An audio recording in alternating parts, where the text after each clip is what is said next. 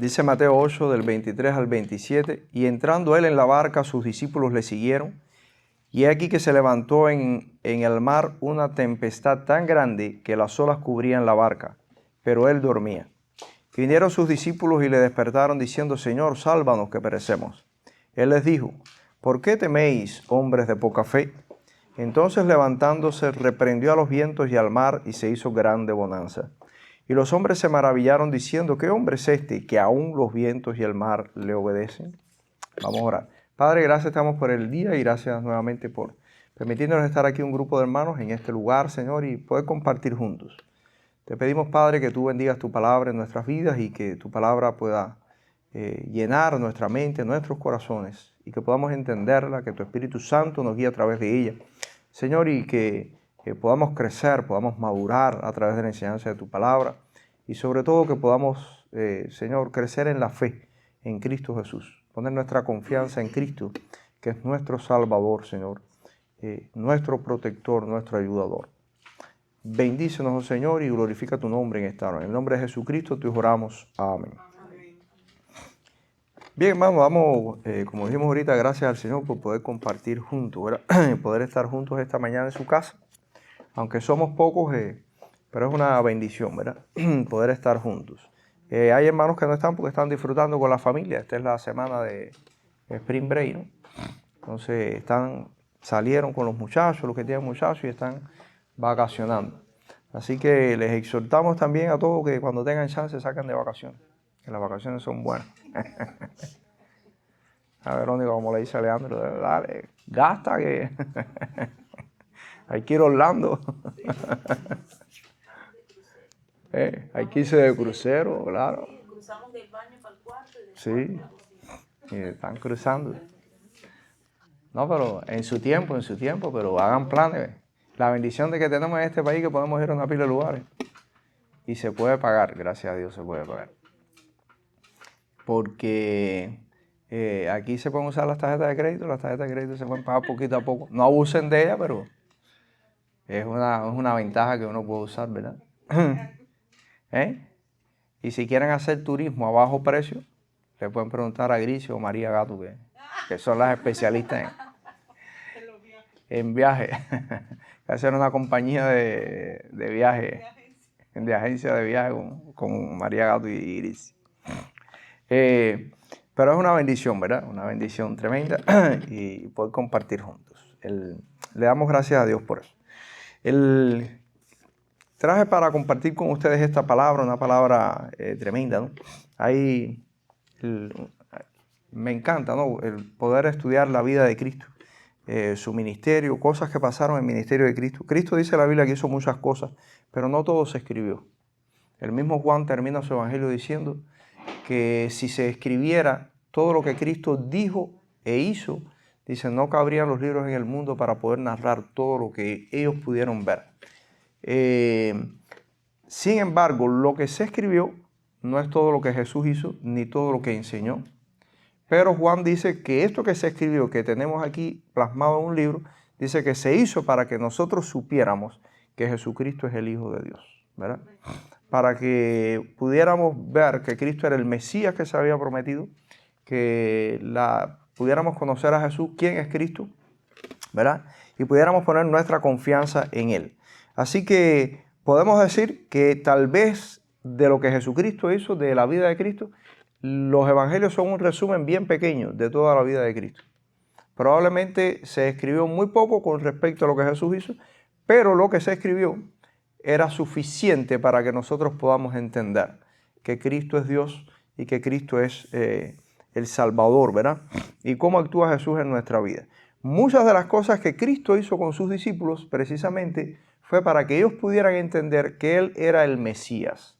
Si ustedes recuerdan, el pueblo de Israel por años, en las profecías del Antiguo Testamento, Jeremías, Ezequiel, Daniel, todos estos profetas, en medio de todas las cosas que el pueblo de Israel vivió, de apartarse, de alejarse del Señor, de vivir todos los cautiverios que vivieron y todos los conflictos, en medio de todas esas etapas, Dios les hizo a ellos promesa.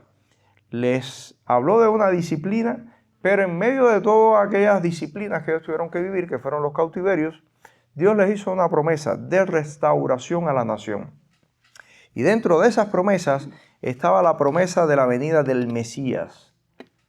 Alguien que vendría a salvar a su pueblo, a restaurar a la nación, pero de una manera muy diferente a como ellos pensaban. Ellos creyeron que Cristo iba a venir como un restaurador militar, que la nación de Israel volvería otra vez a ser una gran potencia militar en el mundo en el que ellos vivieron. Hubo etapas del pueblo de Israel que Israel llegó a ser, por ejemplo, la etapa de Salomón. Salomón fue el mejor rey de Israel. Es decir, la etapa del reinado de Salomón fue el mejor tiempo. Salomón fue el único rey de Israel que no vivió en guerra.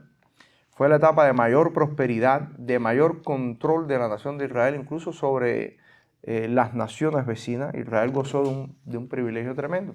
Y ellos probablemente pensaron, los judíos, que el Mesías vendría a volver a restaurar a la nación de esa manera. Por lo tanto, la expectativa para toda la nación de Israel es que el Mesías iba a venir de una manera tremenda, iba a liberarlos de la esclavitud romana, iba a poner bajo sus pies todos estos imperios que fueron tan violentos. En la época de Cristo ya habían surgido muchas revueltas de judíos contra el gobierno. Habían venido muchas personas, si uno lee la historia secular, no solo la historia bíblica, sino la secular, que se habían levantado muchas personas precisamente con el nombre de Mesías o de Cristo. Yo soy el Cristo. De hecho, Jesús lo dijo en una de sus profecías. Jesús dijo una vez: vendrán muchos diciendo yo soy el Cristo, pero no le creáis. Se piensa, por ejemplo, que Barrabás, ese personaje que fue cambiado por Cristo, fue soltado, y que fue uno de esos personajes que armó revueltas y proclamándose como un Mesías para liberar a Israel, aunque Barrabás, la Biblia nos deja bien claro que era un bandido, ¿no? Era un delincuente. Pero Barrabás se llamaba Jesús también. Es decir, la historia extrabíblica recoge que Pilato, cuando se apareció a la multitud, les dijo: ¿a quién suelto? ¿A Jesús Barrabás o a Jesús llamado el Cristo? Y la multitud gritó: a Jesús Barrabás. De hecho, hay una novela muy bonita sobre Barrabás que dice que Barrabás se convirtió a Cristo. Es decir, al cristianismo después de las experiencias vividas, ¿no? No sé si será real o no. Pero es decir, todas estas cosas vivieron. Lo cierto es que Cristo vivió con los discípulos muchas experiencias aparentemente negativas, pero sirvieron para mostrarle, porque Cristo quería mostrarle a los discípulos que Él era el Mesías, pero quiso mostrarlo de una manera sobrenatural, no de una manera convencional, ni mucho menos militar, sino algo que realmente los discípulos pudieran poner la confianza en Jesús. Y esta es una de esas historias, ¿verdad?, de la Biblia que nos habla sobre esto. Dice que en una de las ocasiones Jesús viaja con sus discípulos, se monta en una barca para cruzar de un lugar a otro en la región allí de Galilea, el mar de Galilea. Y dice que cuando cruzan en la barca, Jesús se puso a descansar dormido en la barca, en Mateo 8. Y dice que se levantó una tempestad en medio del mar. Y los discípulos, muchos de ellos eran pescadores, la gran mayoría, hombres expertos, ¿verdad?, en el mundo este de la pesca. Y me imagino que esta no haya sido la primera tormenta que los discípulos se han enfrentado en su vida. Y como buen pescador supieron cómo enfrentarse, ¿verdad?, al mar, y probablemente se libraron de muchas tormentas. Lo cierto es que esta tormenta en la que ellos están enfrentándose, con esta no pueden. Porque llegó un momento de tanto desespero que dice que se estaban hundiendo, ya no podían más con aquello.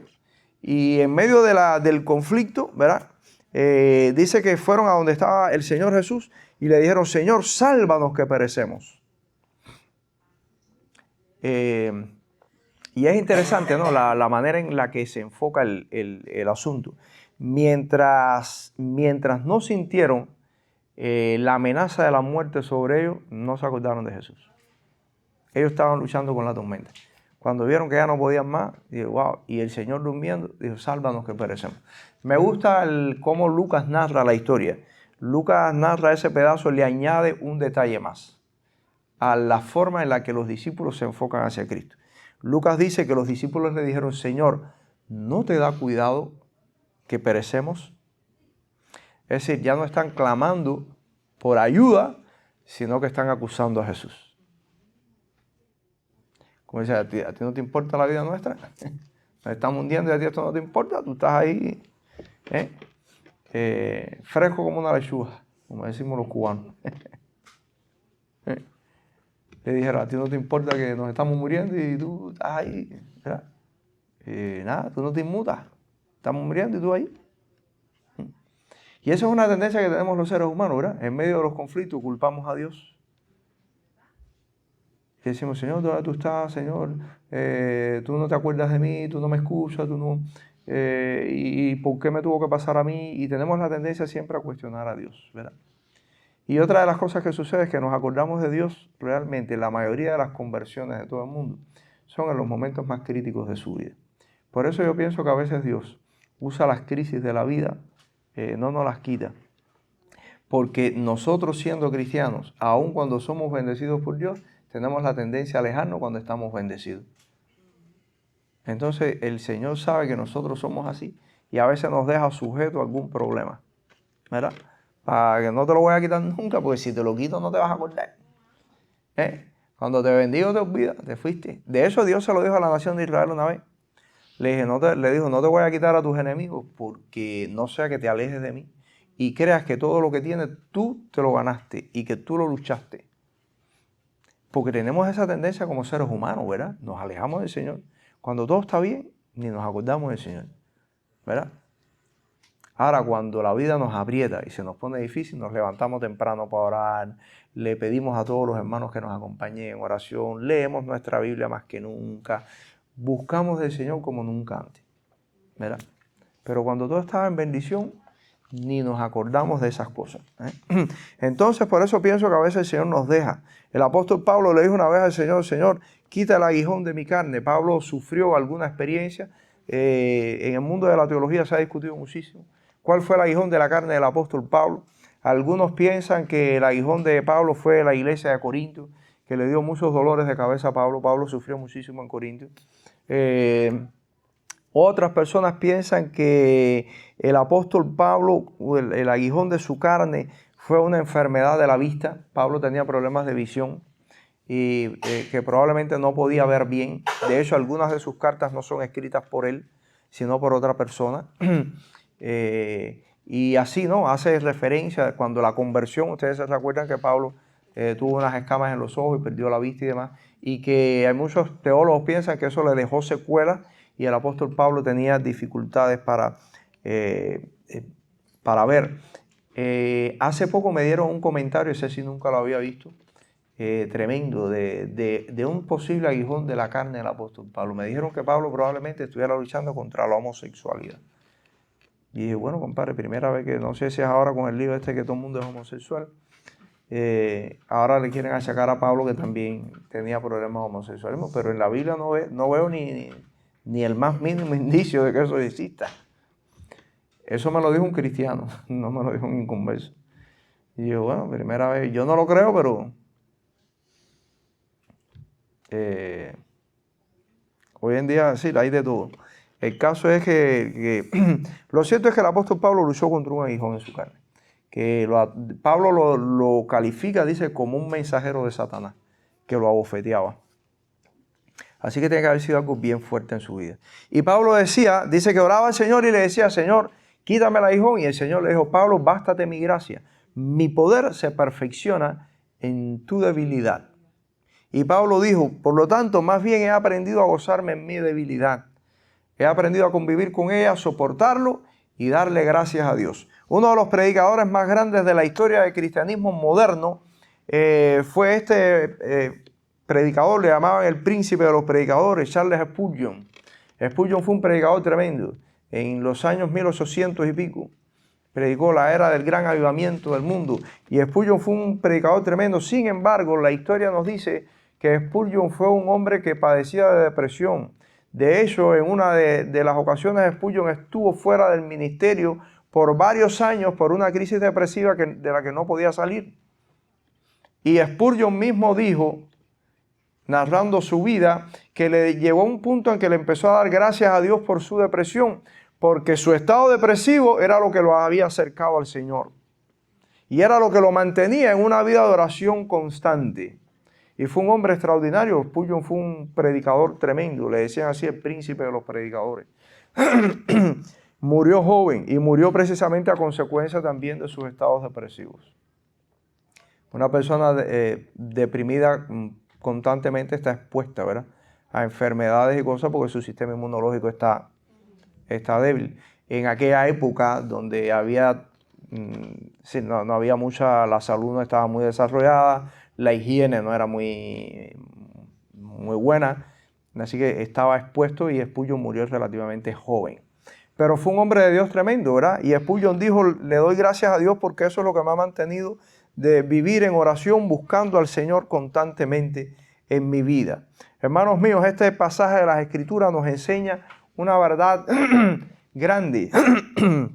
Dice la Biblia que los discípulos clamaron al Señor en medio de la desesperación de la tormenta del mar. El mar es peligroso, el mar es violento, ¿verdad? Si usted ha viajado alguna vez o se ha visto en el mar, yo viví frente al mar y vi experiencias del mar que son tremendas. Y me encanta viajar en crucero, pero le tengo mi respeto al mar, ¿sabes? Porque el mar es violento. Yo he visto tormentas en el mar, delante de mi casa así, una embarcación viajar, cuando vivía en Cuba, yo vivía frente por frente al mar, estaba mi casa y el mar. Y en medio de una tormenta tremenda, una embarcación, un tramo, una distancia que en menos de media hora cualquier barco lo camina, una embarcación, una tormenta, demorarse casi una hora por causa de la tormenta. El mar es violento. Y yo recuerdo uno de los miembros de mi iglesia, un hermano que ya falleció hace años, pero él fue pescador y él me decía que él vivió una vez una experiencia en el mar tremenda. Me dijo, pastor, viví una de las experiencias más aterradoras de mi vida. Estaba yo en mi barco, estaba por el Golfo de México pescando y me cogió una tormenta violenta. No se veía nada en el mar, nada. Y yo lo único que hice fue, dije, Dios mío, oró al Señor, era cristiano, miembro de la iglesia, diácono de la iglesia, un hermano. Y dije, Señor, si este es el fin, bueno, prepárame para ello, pero si no, Dios mío, ábreme una luz para yo poder ver en la tormenta. Y dice que de pronto, lo único en ese momento de oscuridad tan grande, se abrieron las nubes, vio una luz y en medio de la luz logró ver un despeñadero entre dos rocas, una entrada. Y de pronto la luz se cerró y dijo, ese es el camino, por aquí fue, y siguió, y entró por ahí, logró meter su barco por en un momento así de... Sus amigos todos lo daban por muerto, él logró encallar, su barco se desbarató, dice, porque logró encallar en la arena y el barco, pero fue lo único que vio en un momento. Y él recuerda aquello como una experiencia y dice, el Señor me guió porque en una noche tan cerrada de tormenta, que de pronto las nubes se abran y tú puedas ver una luz para mostrarte el único camino que había seguro, porque me iba a meter contra las piedras de la costa. Y dice, eso fue del Señor y mi barco se desbarató, pero yo llegué a tierra firme y me salvé, ¿verdad? Cómo Dios, a ver, lo que estábamos hablando ahorita, cómo Dios nos protege, nos cuida en nuestra vida, ¿verdad? Y esta historia de la Biblia nos narra esa tremenda experiencia. En mi vida personal, el Señor me habló hace muchos años en este pasaje, muy importante, en medio de una de pruebas que estaba pasando en mi vida, y oré al Señor, Dios mío, muéstrame el camino, muéstrame algo. Y nos ponemos a veces medio escépticos, ¿no? Escépticos no, medio supersticiosos nosotros a veces con la Biblia. A veces somos supersticiosos con las cosas de Dios. Hay cristianos que a mí me han dicho, no, pastor, yo duermo con la Biblia abajo de mi cabeza. Le digo, hace falta que te la leas, no que la cojas de almohada. Sí, porque no resolvemos nada. Yo tenía un amigo mío que murió también, ya falleció aquí en Estados Unidos, pero él era supersticioso, un cristiano supersticioso, que me decía que la Biblia no se podía poner en el piso. Mano, no, la Biblia no se puede poner en el piso. ¿Qué bobería es esa, no? Si yo estoy sentado en el piso con un grupo de hermanos que están estudiando la Biblia, ¿dónde voy a poner la Biblia? Entonces en un parque, una playa, lo que sea, y estamos compartiendo en un campo donde voy a poner la Biblia. Hay gente que son escépticos, que son supersticiosos, ¿verdad? seres humanos. No se trata de eso. La palabra de Dios no se trata de eso. Se trata de experiencias reales donde Dios se muestra de manera real en nuestra vida. Pero estaba yo orando, recuerdo, al principio de mi ministerio, y dije, Señor, muéstrame algo en tu palabra para vivir lo que estoy viviendo. Háblame a través de tu palabra, ¿no? Yo recuerdo que cada vez que abría mi Biblia decía, bueno, Señor, voy a ser un poco supersticioso en ese sentido. Hay cristianos que tienen esa costumbre, donde yo abra la Biblia ahí me aparece y ahí eso me leo y esa es la palabra del Señor. Gracias a Dios no me pasó como una persona que tenía esa costumbre. Y donde abría, y yo he visto hermanos que han sacado, pueden sacar una promesa, las promesitas, los promesarios esos que son bonitos, pero que a veces hay textos ahí que no son ni promesas, que la sacan. Y yo he visto cristianos que me lo han hecho delante de mí. Pastor, vamos a sacar una promesa. Lee la promesa y dice, no, esta no. Esta. Y es la que le gustaba. Él quería la que a él le gustaba. Esta no es, sí, exacto. Esta no me gusta, déjame buscar otra. Tremendo, ¿no? Y entonces, hubo un hombre que estaba con eso. Voy a abrir. Entonces abrió y el texto que me saque, y cuando puso el dedo y señaló, se leyó el texto que dice, Judas fue y se ahorcó. Dije, alabado. Volvió a cerrar, Señor, ábreme. Y entonces buscó otro texto y cuando leyó el texto en la Biblia que decía, ve tú y haz lo mismo. No. Entonces por eso uno no puede ser supersticioso con la Biblia. La Biblia no se estudia así, la Biblia hay que leerla, ¿verdad? Entenderla. Pero no dejo de entender que a veces Dios nos habla.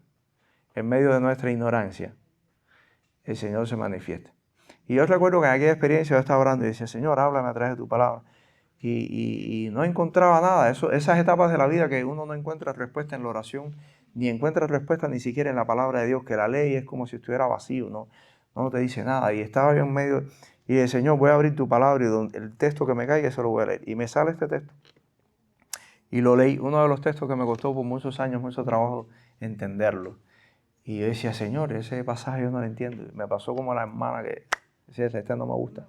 Y volví a cesar y orando al Señor. Y voy a abrir tu palabra, Señor, y el texto que me salga ese. Y cada vez que abrí el texto me salía este pasaje.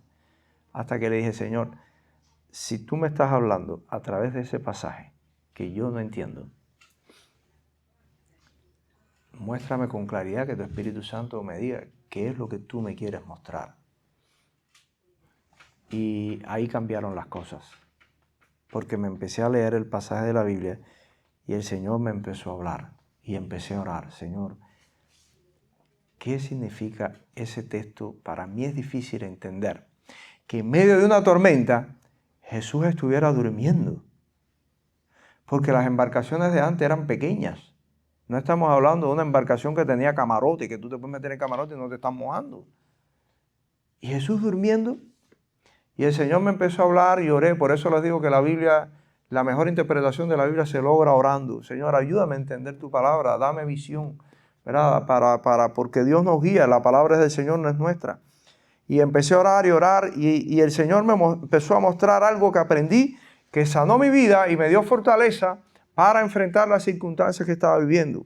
La primera cosa que aprendí de este texto de la Biblia, que el Señor me permitió ver, dice la palabra del Señor, y aquí que se levantó en el mar una tempestad tan grande que las olas cubrían la barca, pero él dormía. Dice, vinieron sus discípulos y le despertaron diciendo, Señor, sálvanos que perecemos. Hay tormentas en la vida que son más grandes que usted no va a poder con ellas. No todo en la vida se puede resolver. No todo en la vida usted tiene la posibilidad de resolverlo porque no está en su mano hacerlo.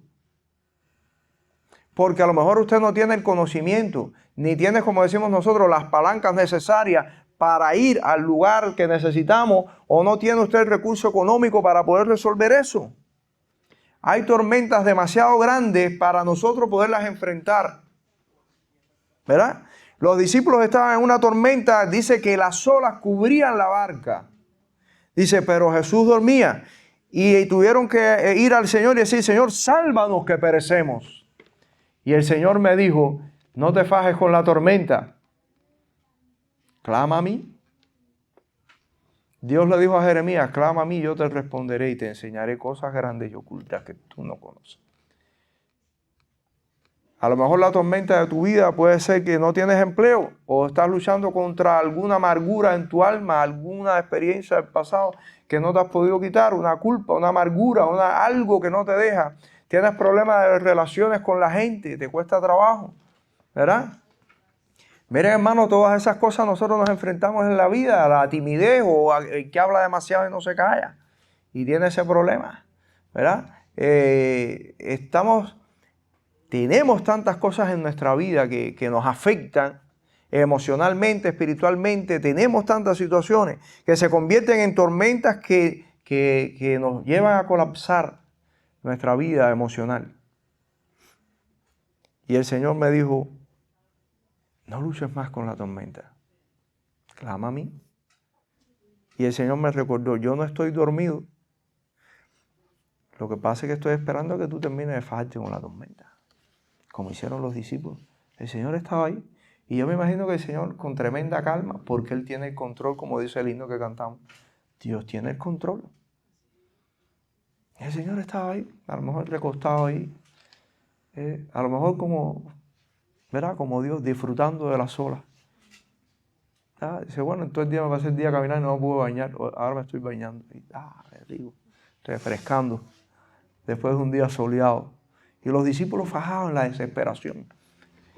Y hasta que no le dijeron, Señor, sálvanos que perecemos. Hasta que no reconocieron su condición, que estaban literalmente pereciendo. Y le pidieron al Señor ayuda. La situación no cambió.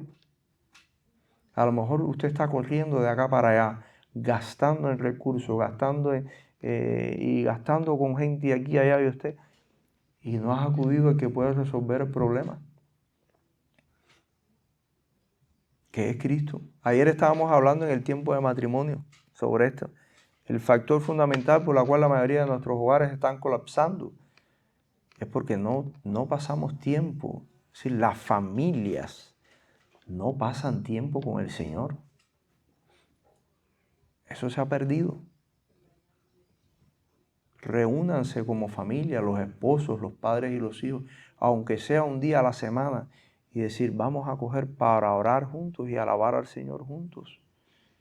Una hora, aunque sea un día a la semana, como familia. Trate de hacerlo, ponga en práctica eso en su vida.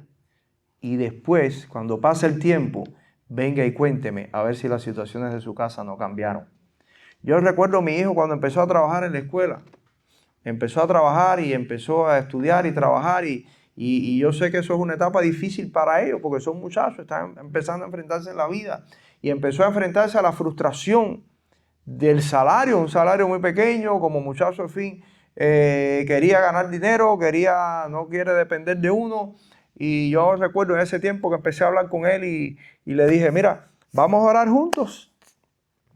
Tú y yo vamos a empezar a orar juntos. Y mi hijo me decía a veces que él le costaba trabajo, que no tenía fe para... Le dije, mira, si tú no tienes la fe tuya, tu fe no es suficiente, apóyate en la mía. Le dije, apóyate en mi fe, confía en lo que yo te estoy diciendo. Vamos a orar juntos. Y él y yo empezamos a orar juntos. Y teníamos un tiempo en que él y yo nos reuníamos en su cuarto y orábamos juntos. Y empezamos a orar, Señor, bendícelo en su trabajo. Y permite que le aumenten su salario. A los 3 meses, mi hijo me dijo un día, papi, me subieron el salario. Y él así que bueno, él ganaba, creo que eran 10 pesos la hora. Le digo que bueno, yo pensé, y dije, bueno, me va a decir que le subieron a 12 pesos la hora. Es más o menos lo que es. Y diré así que bueno, ¿y cuánto te subieron? Me dijo, papi, me subieron a 17 pesos la hora. Le dije, viste que Dios hace milagros, porque eso en este país no pasa. Lo más que te suben en un centro de trabajo es 1 peso, o 50 centavos, o 25 centavos. De 10 a 17, el brinco es grande, y en el mismo puesto de trabajo, Dios hace milagros. Después de eso le volvieron a subir el salario. Y lo mejoraron hasta en su puesto porque él tenía un part-time y ya tiene casi un full-time, ¿no? O tiene un full-time. Tiene un full-time. Hermanos, cuando Cristo nos dio una promesa, dice, si 2 de ustedes, solamente 2, se ponen de acuerdo en la tierra sobre cualquier asunto, Dios oirá desde los cielos. Dice, y les será dado. Ustedes tienen problemas en su trabajo, póngase de acuerdo con su esposo, con sus hijos. Tienes problemas en la casa, ponte de acuerdo con tu familia y oren juntos. Los hijos quieren alcanzar algo, Ezequiel, Gabriel, ponga de acuerdo con su mamá. Vamos a orar, o con su abuela, que son mujeres de oración. Vamos a orar por esto. Háganlo. Y cuando pase el tiempo, ustedes van a venir a donde estoy yo y me van a decir, pastor, tenías razón. Dios cambia las cosas. Dios cambia las cosas. A mí me encanta el deporte. Y hace años oí la experiencia de uno de los futbolistas del grupo de fútbol del Real Madrid, uno de los porteros que tuvo el Real Madrid. Era cristiano. El joven era cristiano. Y de pronto un día el Real Madrid lo llamó, un equipo muy importante, muy famoso, que no escoja cualquier futbolista. Y Keylor Navas. Y cuando Keylor Navas contó esa experiencia, él era, creo que era dominicano, no me acuerdo. Y dije, en mi vida soñé yo. Pero yo oré al Señor y yo le dije al Señor que yo quería. Y el Real Madrid andaba buscando un portero y andaban buscando un portero famoso, que Keylor Navas nadie lo conocía. Y cuando buscaron al portero famoso que ya lo tenían, el contrato por no sé por qué se canceló. Y dijeron, bueno, buscan a Keylor Navas. Y se convirtió en el portero más importante que tuvo el Real Madrid. El portero que más campeonatos ganó con el Real Madrid. Y Keylor decía, Dios lo hizo. Hermanos, porque cuando un hijo de Dios clama al Señor y se pone de acuerdo con otra persona para clamar al Señor por algo, eso es una promesa de Dios. El Señor dijo, clama a mí, yo te responderé. Dice, si dos de ustedes se ponen de acuerdo, dice, yo iré desde los cielos. Eso es importante, ¿verdad? Los discípulos y el Señor me enseñó que muchas veces luchamos con tormentas que no podemos, ¿verdad? Y el Señor les dijo, dice, ¿por qué teméis, hombres de poca fe? Entonces, levantándose, reprendió al viento y al mar, y se hizo grande bonanza, ¿verdad? Dice que hubo gran paz. La palabra bonanza significa paz. Dice que el Señor se levantó, dice que reprendió al viento y al mar. Y me gusta más como el Evangelio de Lucas describe, porque Lucas en ese mismo pasaje añade un detalle que los otros evangelistas no añadieron. Dice que le dijo al viento y al mar, calla, enmudece. ¿Verdad? Y el Señor me enseñó algo importante. Las tormentas tienen voces. Las tormentas tienen voces. Porque el Señor le dijo a la tormenta, calla, enmudece. Y dice que hubo tremenda paz. Las tormentas, si ustedes se pueden escuchar la voz de la tormenta, se va a hundir en ella. Porque la voz de la tormenta te va a decir, usted no puede, o tú no sirves para eso, ni se te ocurra hablar con fulano o con mengano, no vayas ahí, o viniste a este país, estás embarcado aquí nadie te va a ayudar. Y las tormentas tienen voces y nos dicen miles de cosas, y a veces nos dicen cosas que son acordes a la realidad con la que estamos viviendo. Pero tenemos dos opciones, o escuchamos la voz de la tormenta, o escuchamos la voz de Dios. Y la Biblia dice, para Dios no hay imposibles. Para Dios no hay imposibles, ¿verdad? ¿Usted le hace falta una casa? ¿Le hace falta que le bajen el costo de vida o que le suban el salario? Empiece a orar y dígaselo al Señor. Dios hace milagros. Dios hace milagros. Dios puede hacer lo que ninguno de nosotros puede hacer.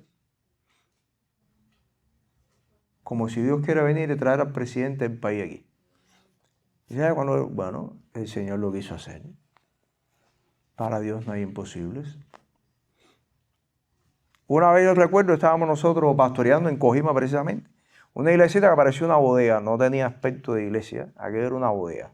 De hecho, en la antigüedad había sido el almacén del castillo cuando los españoles, la colonización española, el almacén de comida y de cosas para los caballos. Entonces, aquello no tenía aspecto de iglesia. Y nosotros estábamos orando para que el Señor nos bendijera porque la situación estaba crítica y no teníamos recursos, no teníamos nada. Y oramos, Señor, ayúdanos, que alguien nos pueda ayudar. Y un día, como Cojima era un pueblo turístico, venía pasando un grupo de extranjeros por frente a la iglesia nos enteramos después por los extranjeros ahí que entraron a la iglesia. Uno de ellos andaba buscando una iglesia y le dijo al guía turístico, oye, yo quiero ir a una iglesia. Y andaban pasando por frente a la iglesia nosotros, que no tenía aspecto de iglesia. Lo único que tenía era un cartelito que yo había hecho y lo puse delante de la puerta de la iglesia que decía Iglesia Bautista de Cojima. Y venían cazando precisamente y cuando el guía turístico se viró, le dijo, mira, usted no quiere una iglesia, mira, allá hay una iglesia.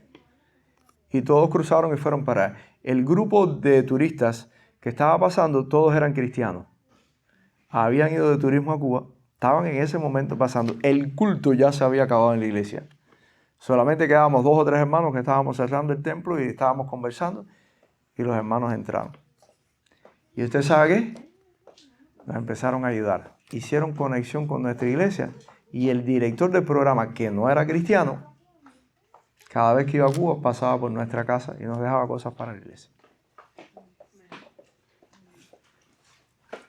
Dios hace milagros y hace lo imposible. Usted no necesita tener las condiciones para que el milagro suceda. Dios se encarga de crear las condiciones, ¿verdad? Y por último, hermanos, dice la palabra del Señor que dice, entonces, levantándose, reprendió a los vientos y al mar y se hizo grande bonanza. Y los hombres se maravillaron diciendo, ¿qué hombre es este que aún los vientos y el mar le obedecen? Y el Señor me enseñó algo importante. Las tormentas de la vida no son porque somos malos o porque necesitamos disciplina o porque necesitamos... No, a veces Dios las permite porque lo que necesitamos es fe, que no la tenemos. Cuando el Señor se levantó les dijo, hombres de poca fe, ¿por qué dudaron? Y la duda nos mata, ¿verdad? Creer que Dios no lo puede hacer. Ya estoy, después de haber vivido unas cuantas cosas en mi vida cristiana, que creo que si Dios quiere y me quiere poner a mí en la Casa Blanca, lo va a hacer. Porque Dios no tiene límites. Lo va a hacer.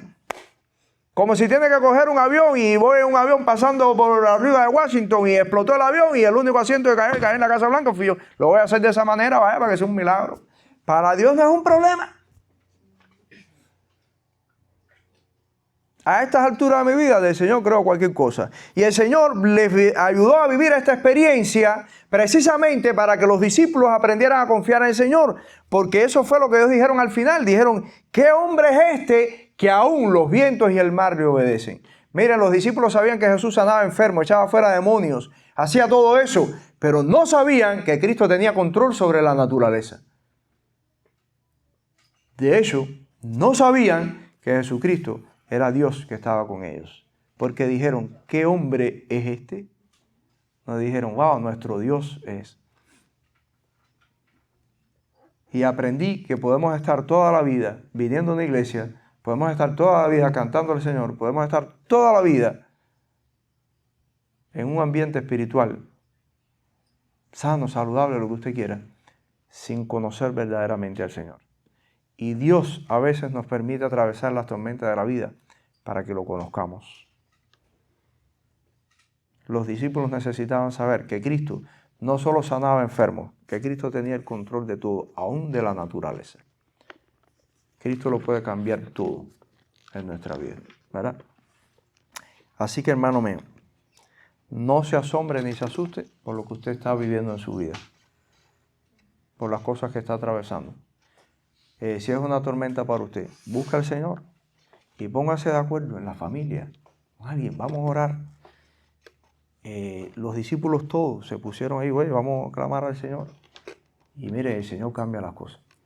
El resultado fue, dice la Biblia, que hubo gran paz y llegaron al otro día. Llegaron al lugar que se habían propuesto llegar. Qué importante es eso, ¿verdad? Y lo más importante que aprendí, que el Señor me dio esta lección, si Cristo va en la barca no se va a hundir. No tengas miedo, tu barca no se va a hundir. Cristo va en la barca. El que creó el oxígeno, el que creó el mar, el que creó todo, no se va a ahogar. Aun cuando se cayera todo el mundo de la barca. Si Dios quiere que tú respires bajo el agua, vas a respirar bajo el agua. Vas a respirar en la tormenta. No importa, porque Dios todo lo puede. Él hace lo que quiere. ¿verdad? Y ese es en el Dios en que nosotros confiamos, ¿verdad? Y en el que descansa nuestra fe. Y ese es en el Dios en el que nosotros creemos. Y ese es el Dios al que nosotros todos los domingos venimos aquí a adorar.